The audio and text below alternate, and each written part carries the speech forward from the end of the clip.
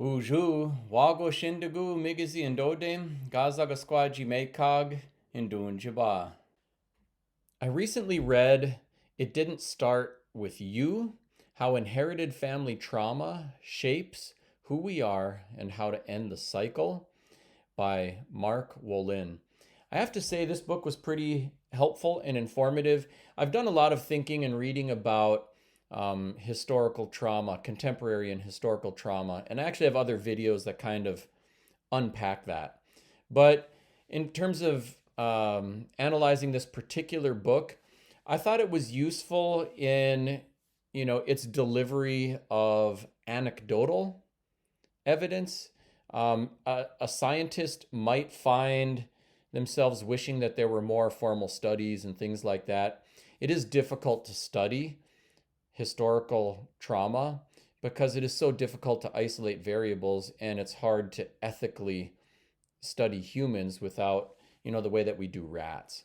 And so a lot of the studies of traumas have been things like twins who were separated at birth and raised in different environments, one that had trauma and one that did not. But you can't intentionally traumatize someone. So you have to find these cases, and getting enough of them to provide the statistical information does make the study itself difficult.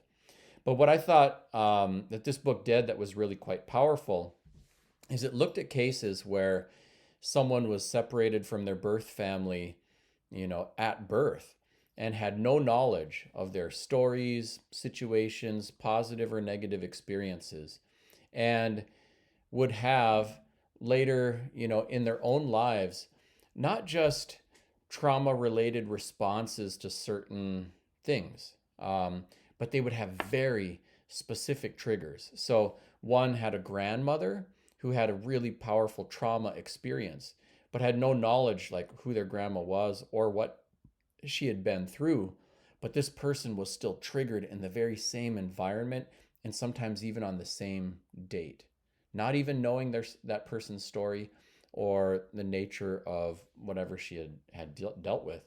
And, Wolin found a number of stories and cases like this, which just strengthened my understanding of how the epigenetic imprint of a lived experience, especially a trauma experience, can be passed forward through generations. So I did find it to be, evidentiary and helpful in that way. And then in terms of what to do, that's probably the, $1 billion question when thinking about trauma, whether it's contemporary or historical. There wasn't quite as much for what do we do now, but there was some thinking there about how we come to terms with this and, mitigate the, the impacts in a person's life. Like we can't do anything about trauma that we inherited, epigenetically, but we can do something with how we metabolize that and try to set a different path forward. So certainly worth the time, and certainly was eye-opening to me looking at a lot of the stories and anecdotes in there that affirmed an understanding that I had been developing over time. It didn't start with you. Miigwech. Thanks for watching today. I'm Anton Treuer. Let's keep in touch.